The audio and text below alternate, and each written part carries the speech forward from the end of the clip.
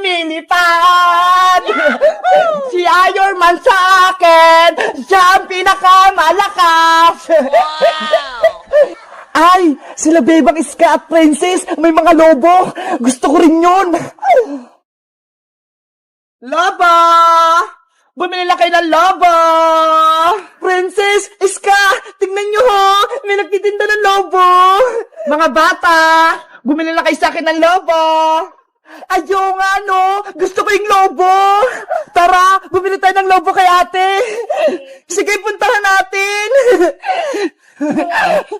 Ate, magkano po yung paninda yung lobo?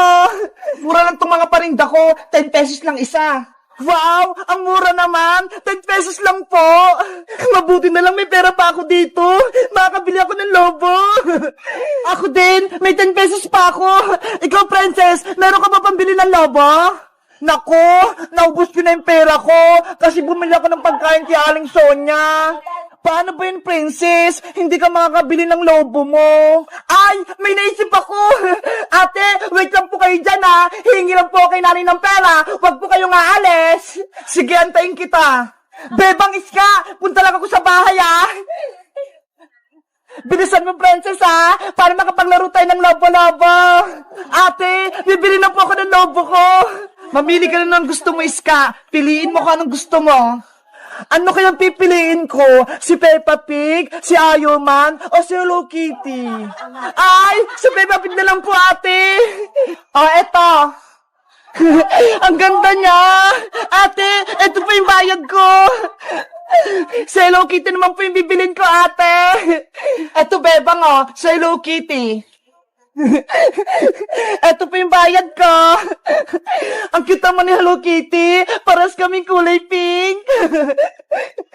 Ate, bibili na po ako ng lobo. May pera na po ako. Eto ha. Eto na lang natitirang lobo, Princess. Hala, si Iron Man. Ayaw ko po niyan, ate. Wala na po bang iba? Wala na he. Last na to. Pang lalaki si Iron Man eh. Ayoko po niyan. Huwag ka na magreklamo, Princess. Lobo rin naman yan eh. Sige na nga. Bibilin ko na si Iron Man. Ay, sa wakas. Mabibenta na itong mga lobo ko. O, eto na. Ito po yung bayad ko. A few moments later. May lobo kaming lumilipad. Ang saya-saya maglaro ng lobo-lobo. Si Iron Man sa akin, siya ang pinakamalakas. Ay, sila Bebang Iska at Princess, may mga lobo. Gusto ko rin yun. Bebang, magpahinga muna tayo. Napapagod na ako eh. Kanina ba tayo naglalaro? Sige, isabit muna natin yung mga lobo natin, tapos bibili tayo ng pagkain kay Aling Sonia. Tara, gusto ko na ulit magmerienda. Itali natin dito yung mga lobo natin, para hindi siya liparin.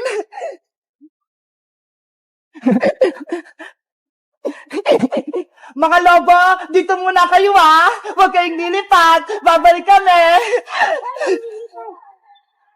Ayun, iniwan nila yung mga lobo. Mga 3 lobo, akin na kayo. Oh, no. Yahoo! May mga lobo na ako. Ang lakas ng hangin. Nililipad ako. Sino yun? May sumisigaw. Bebang, tulungan niyo ako. Nililipad ako ng mga lobo niyo. Boyong, lobo namin yan. Wag mo yung kunin. Nandito na ako sa puno. Lagot! Si Boyong tinangay ng hangin! Kasama yung mga lobong binili natin!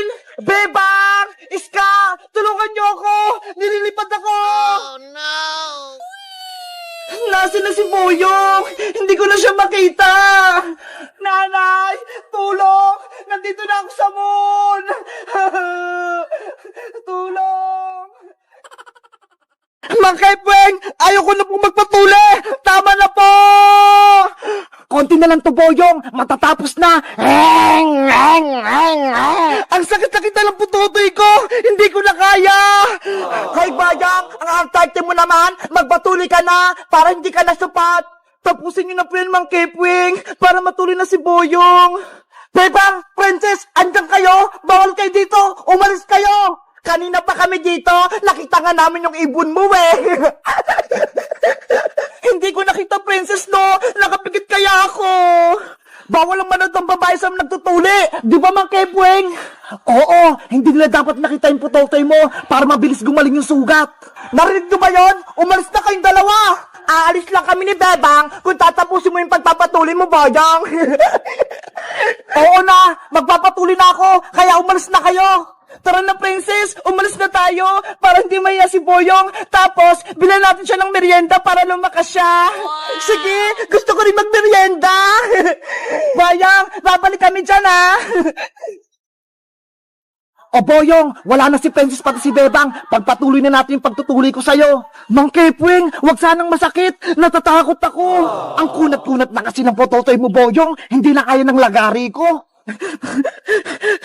Huwag ka nang umiyak. Matatapos din itong pagtutuloy ko sa'yo. Huminga ka na lang ng malalim. Eto na, humanda ka.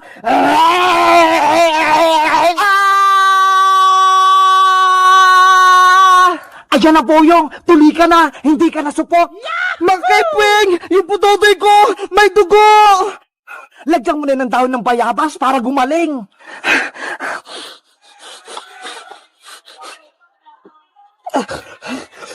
Lilisan mo yan araw-araw, Boyong, ha? Opo! O siya, uuwi na ako. Mauuna na ako sa'yo. Salamat po, Mang Kepweng, sa pagpapatuloy sa akin, ha? Aray ko! Yung putotoy ko! Ang sakit-sakit! Princess, tignan mo, ho! Tapos na si Boyong magpatuli! Ayaw nga, no? Bayang, eto na yung merienda mo, ha? Para lumakas ka! Bebang, princess, mamaya na ako magmimerienda. Ang sakit-sakit ng pututoy ko.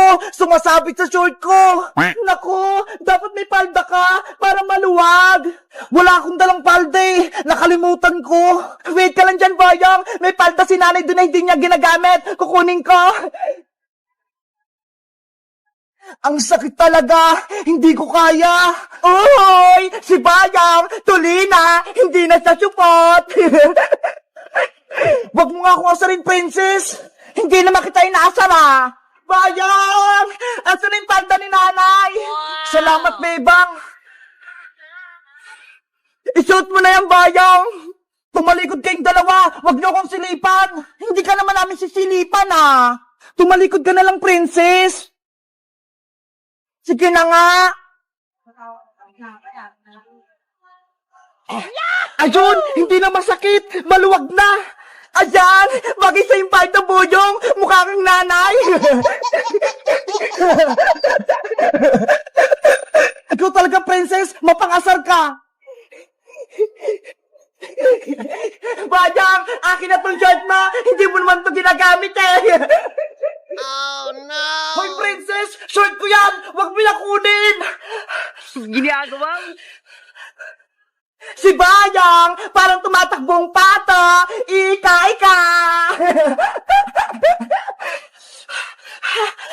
Kapag nahuli talaga kita, princess, lagot ka sa akin! Habulin mo ako, Bayang! Kung kaya mo!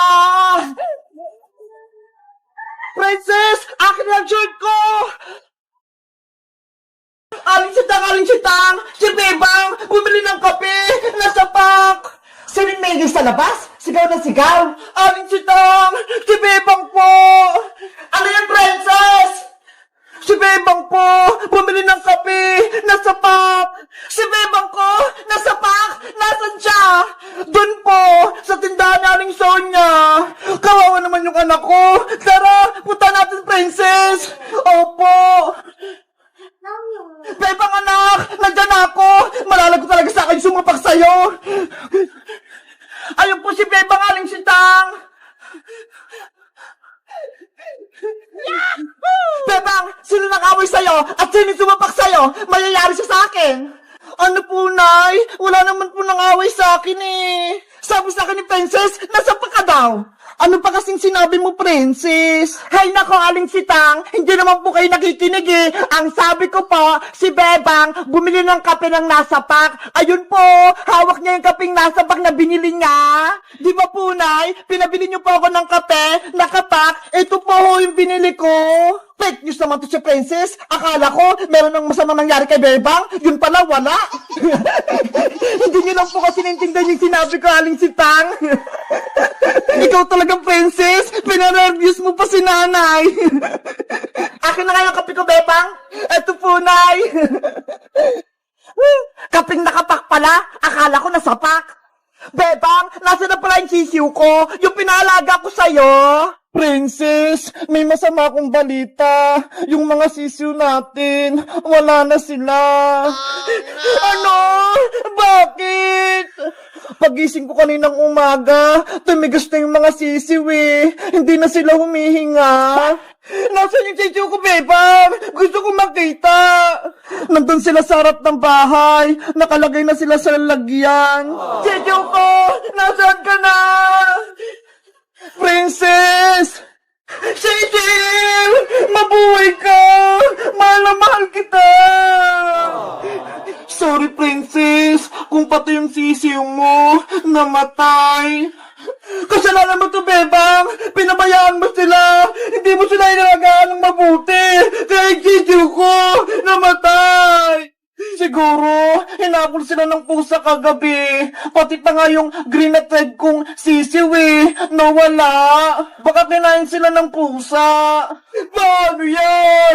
Wala na akong sisiw. Wala na akong alaga. Ililibing na natin tong mga sisiw, Princess, para makapunta sila sa langit. Ayoko pa! Gusto pa makasama tong sisiw ko!